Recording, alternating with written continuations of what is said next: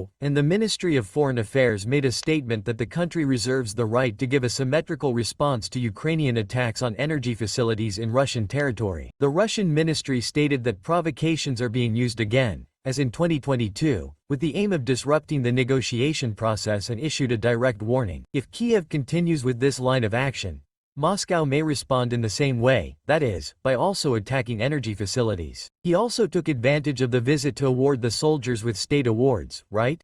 As we know, folks, Pokrovskoye has been one of the most tense points on the front line. The righteous forces continue to advance slowly there with the aim of consolidating control over the entire Donetsk region, which, as you know, has been a priority for Moscow since the beginning of the war. And drones, of course, are at the center of all this, as we have seen here, since 2022.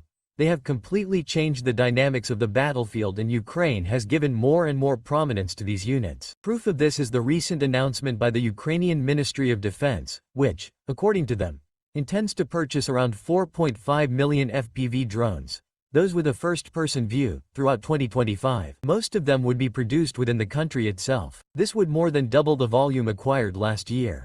Yes, folks, one question that the Ukrainian public is asking is whether the incursion into Kursk was worth it. The General Staff of the Ukrainian Armed Forces answered some questions about this operation and explained that the main intention was to put pressure on Moscow, force the ZHU to move troops from other fronts and, at the same time, attempt new attacks from the border against Ukrainian territory. According to them, most of these objectives were indeed achieved. Now, what draws a resumption of spitting by Russia? A very important issue arises from a diplomatic point of view. This territory could serve as a bargaining chip in the ongoing negotiations. And this resumption happens precisely at the time when Trump is leading talks with Moscow to try to find a way out of the war. Remember that about 20% of Ukrainian territory remains under Russian control. I'm going to talk about this, folks, this Monday. Negotiators from Russia and Ukraine, right?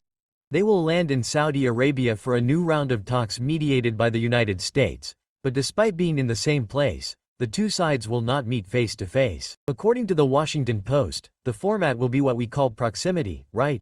In other words, each delegation will be in a different room and the mediators will go back and forth between them, right? As Kate Kellogg, Trump's special envoy for the conflict, said, it will be a kind of hotel corridor diplomacy.